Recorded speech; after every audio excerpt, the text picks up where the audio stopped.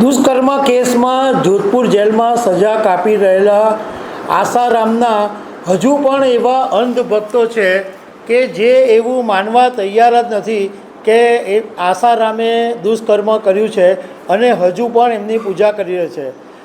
તાજેતરમાં સુરતની અંદર એક એવો કિસ્સો સામે આવ્યો કે સુરતની સિવિલ હોસ્પિટલમાં કેટલાક લોકોએ આસારામની તસવીર મૂકી એની પૂજાપાઠ બી કરી અને આરતી પણ કરી અને આ એક મોટો વિવાદ ઊભો થયો છે। આના વિશે હું તમારી સાથે વાત કરીશ। મારું નામ રાજેશ શાહ છે અને તમે જોઈ રહ્યા છો ગુજરાતના સૌથી મોટા ડિજિટલ ન્યૂઝ પ્લેટફોર્મ ખબર છે.com। દુષ્કર્મના કેસની અંદર આસારામ જોધપુરની જેલમાં આજીવન કેદની સજા ભોગવી રહ્યો છે, પરંતુ અંધભક્તોની હજુ પણ આંખ ખુલતી નથી અને હજુ પણ આસારામને ભગવાન જ માને છે।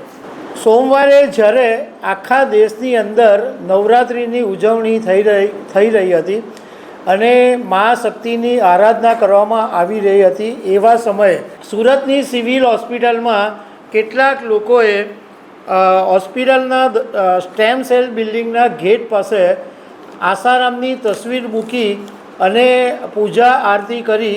અને નવાઈની વાત એ છે કે આ જે લોકો આરતીને પૂજા કરી રહ્યા હતા એમાં સિવિલ હોસ્પિટલના પીડિયાટ્રિક વિભાગના સિનિયર ડૉક્ટર જિગીસા પાટડિયા, કેટલીક નર્સો અને સિક્યુરિટી સ્ટાફ પણ આ પૂજા આરતીની અંદર જોડાયો હતો।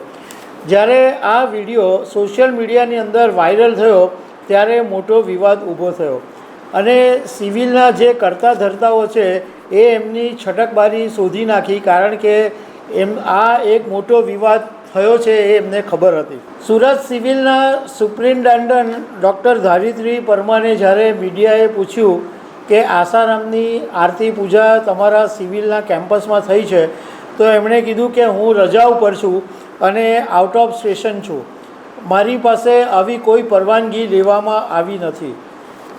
નવાઈની વાત એ છે કે ભલે સુપ્રિન્ટેન્ડન્ટ આઉટ ઓફ સ્ટેશન હોય, પરંતુ સિવિલમાં શું થઈ રહ્યું છે એમની તો એમને જાણ હોવી જોઈએ।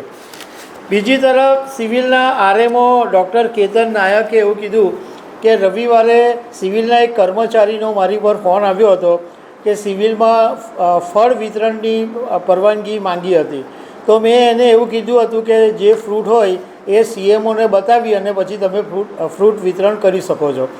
પરંતુ સોમવારે સિક્યુરિટી ઓફિસરનો મારી પર ફોન આવ્યો કે અહીંયા ઘડી તો આસારામ બાપુની તસવીર મૂકીને આરતી અને પૂજા થઈ રહી છે, એટલે મેં તાત્કાલિક ધોરણે બધું બંધ કરાવી દીધું છે। અત્યારે તો આ આખી ઘટના પર પાણી ફેરવી દેવામાં આવ્યું છે, પરંતુ જે લોકો આમાં સામેલ હોય એની સામે પગલાં લેવાશે કે નહીં એ જોવાનું રહેશે। તો દર્શક મિત્રો, આવી અનેક વાતો સાથે અમે તમને મળતા રહીશું। Thank you very much.